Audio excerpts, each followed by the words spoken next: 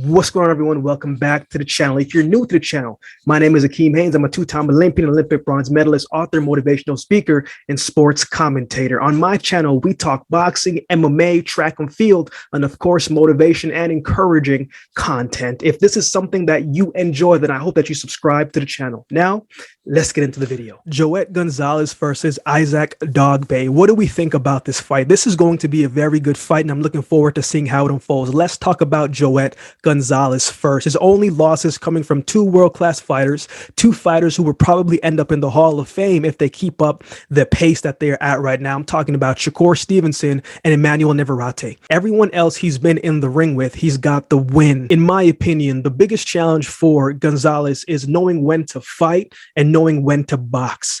When he fought Navarrete, he tried to stand in the pocket and slug with him, right? He tried to come forward as he came forward and really tried to beat Navarrete at his own game. He didn't have success beating him at his own game, but he did have some good moments. I think Navarrete was probably a little surprised that Gonzalez was still there, despite the punishment that he took. Now, he still had some good moments, but you're not going to beat Emmanuel Navarrete at his own game, at least right now in his career. Against Shakur Stevenson, well, it's very hard to outbox Shakur, and I think he went into that one with the wrong game plan against Shakur.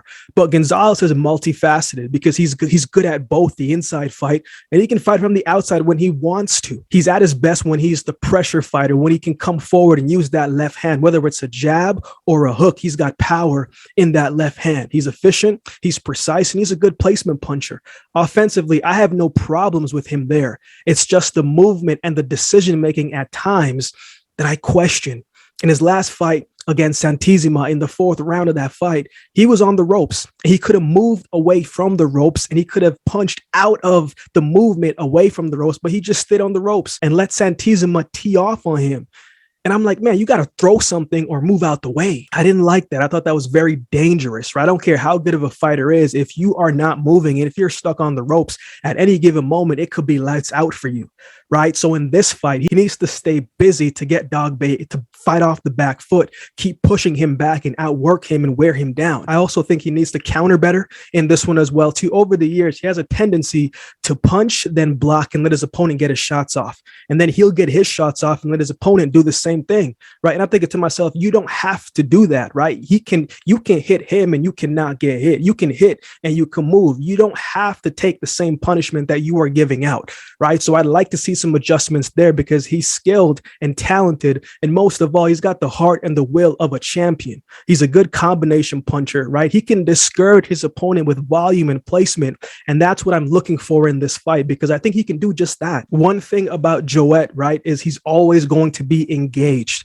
always looking for the right spots, always looking to take advantage of them, always looking to get his shot, right? And he's well conditioned and his punches keep the same pop throughout the fight. That's something that we have to take into mind as well, too, as the fight goes on into the later rounds. Now, let's talk about Isaac Dogboe, right? In his last fight against Adam Lopez, I thought that fight could have been a draw, right? But in my opinion, like I saw a lot of improvements from Dogboe, right? I think his trainer was his dad. And after the second Navarrete fight, I think he went somewhere else and now was a different changer. And you could see some of the changes that he's made, mainly for me in his patience and his placement of punches. He's throwing better combination, looks like he's sitting down on his punches a little bit more, and he's countering better as well. So this is someone who's improved since his losses. He's generally the shorter fighter in most of his fight, and that can be an advantage to him or it can work against him. Dogboe needs to come into this fight and dictate how the fight is going to go from the jump. He needs to control the pace.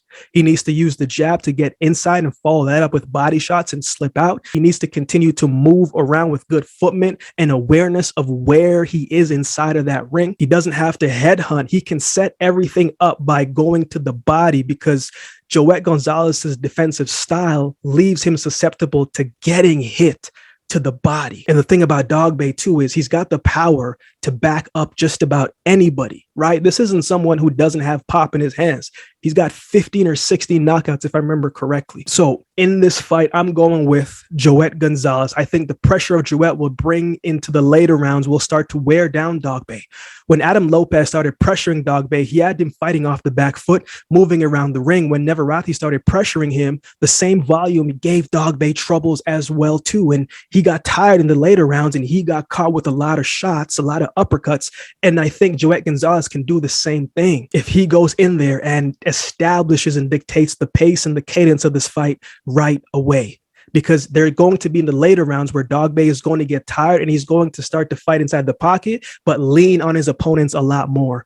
And if Joet Gonzalez can take advantage of that, he will be able to land a lot of clean, good, solid shots that might be able to take Dogboe out of the fight or at least score points going into the later rounds if this does go to a decision. I see this fight going two ways. Either one of these guys are going to make adjustments in the mid rounds or they are going to go back and forth all night. But I do have Joet Gonzalez winning this fight. If a stoppage does happen, look for it to happen in the later rounds. Not saying we should count out Dogboe, but I don't like the conditioning of Dogboe from what I've seen in his previous fights. But what are your thoughts on this fight? Who do you have winning? Let me know in the comments section below. If you'd like to support the channel, there are a couple ways that you can do so. You can like, comment, share, subscribe to the channel. If you'd like to support the channel by way of donation, you can find the options in the description below. Also, my Cash App handle will be on screen as well. Any amount goes towards the growth of this channel, and I would greatly appreciate it. If you've been watching the video this long, then do me a favor and subscribe to the channel, and we'll definitely see you next time.